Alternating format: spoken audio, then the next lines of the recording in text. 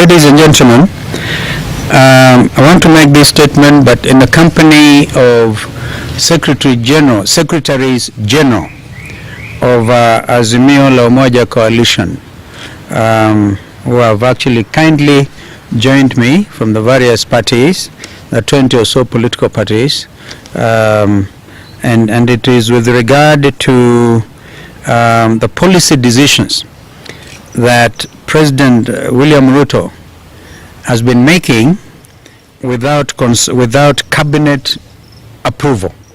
Basically, we all know that Kenya Kwanza do not have a cabinet in place.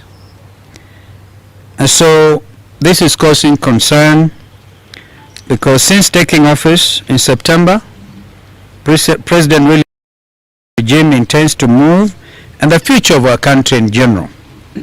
And we make this statement fully aware that Azimio la Umoja One Kenya is a responsible, I repeat, responsible opposition.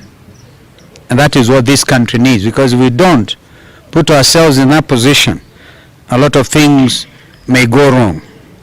The crescendo appears to have come at Mashujaa Day held yesterday. And for a start, I want to thank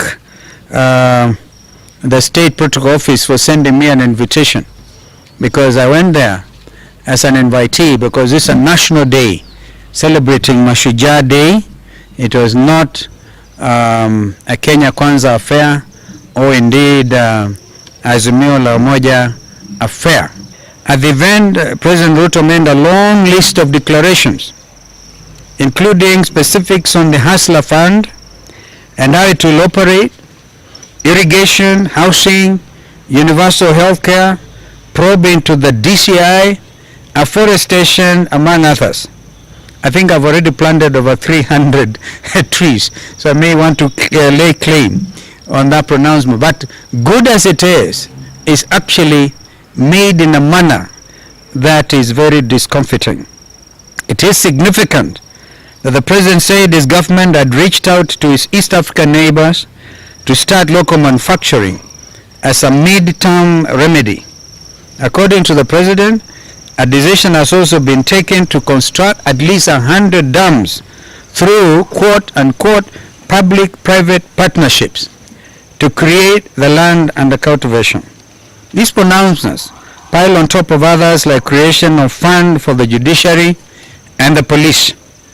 Our constitution decrees that the executive, which is headed by the President, consists of the President, the Deputy President, and the rest of the cabinet.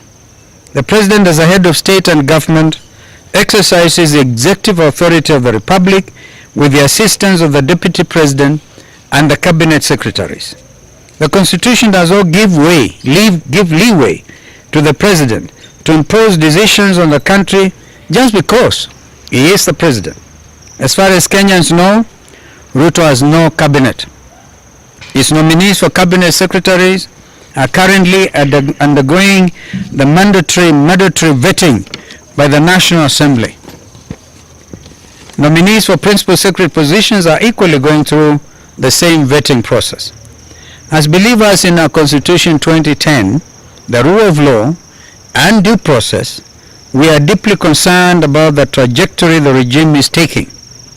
We are constrained to ask, in the absence of a cabinet, who is making these decisions and coming up with the fundamental proposals that President Ruto is declaring? Is the outgoing cabinet making fundamental and binding decisions for the incoming cabinet? Are the members of proposed cabinet that is being vetted already making decisions before they are sworn in and are able to take the oath of office? Is President Ruto acting alone? Who is making these fundamental policy decisions? Who prepared the report leading to the ongoing purge of the DCI? Who decided that we can manufacture fertilizers jointly with a neighboring country or to build dams on a PPP basis? Ruto appears to be shifting fundamental decision making from the government to himself. Ruto is slowly working to increase his personal control over a regime is steadily moving away from the more collective and collegial leadership style characteristic of his predecessors. And some of us had have time to work with President Kibaki and more recently President Uhuru with regard to the consultative nature of cabinet decision making. And for example, when we took the decision in 2012 not to lift the ban on GMO, and we are still waiting to hear, and happily President Ruto was there for 2 hours listening to him. He didn't make mention to that controversial statement about genetically modified foods. We are staring at the emergence of a personalized dictatorship in which a leader decides to avoid constraints and believes it does not need to consult anyone or any institution on decision making.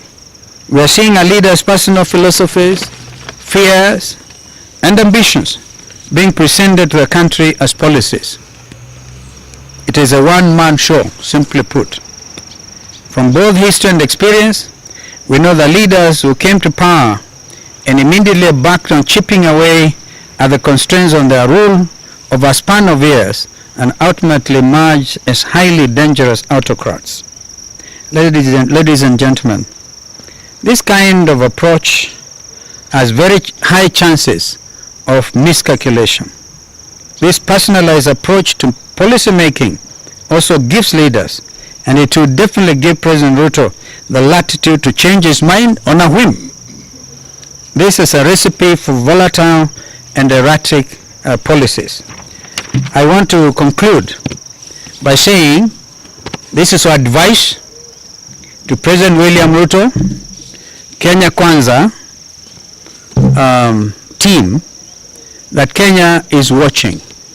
At this particular time, I don't know whether they know the state of insecurity on the border between Tana River County and Kitui County has reached an alarming rate, where it's like free for all.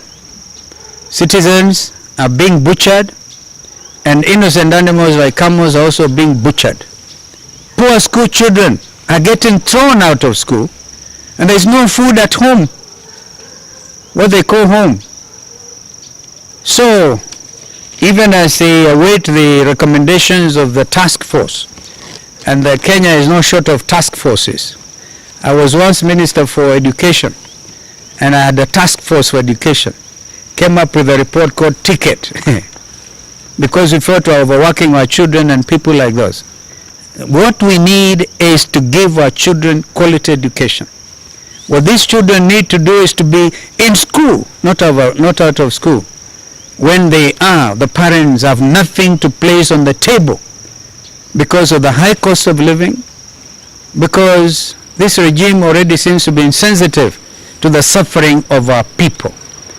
Kwa hivyo, mimi nawasihi tu Wakenya, ingawaje tuko na uvumilivu wa hali ya juu, tusife moyo. Hasa wakati kama huu, tunatarajia Mungu atujalie tupate mvua ya msimu, tupande vyakula vyetu, lakini tusipande vya GMO tafadhali. Ukipanda GMO basi umekwisha. Now you'll not be able to replicate even your seeds. We have to stand for what is in the best interest of us, the current generation, and the future generations of Kenyans. We will do so fearlessly, but with due regard to the rights we have under our Constitution. President Ruto himself was on record as saying he wants to have a working official position. And I think we're moving in that direction. So it should not be seen that we want to topple anything, we want to be rough about anything, but these are issues of the day that are important. As Azimio la Umoja One Kenya, we are putting our house in order, absolutely in order, to be a working, relevant official position. May God bless our country once again. Sikupata nafasi jana ya, ingawaji nilipata kadi na nikaelekea kule, sikupata nafasi kuambia Wakenya wenzangu happy Mashujaa Day. Nyinyi ni mashujaa bado, na ushujaa huo ni lazima basi upatiwe mwelekeo. Kienda kombo tukiaona, hatuna hata nguvu za kusema hili haliwezekani ama hili halifai. Kwa hivyo Mungu abariki Kenya, Kenya wenzetu. We thought that in the absence of a cabinet, the president has just to be patient. Yesterday was his first public engagement on a national day. He didn't have to take that route where he opens himself to the kind of criticism that all of us are able to articulate today. Asanteni.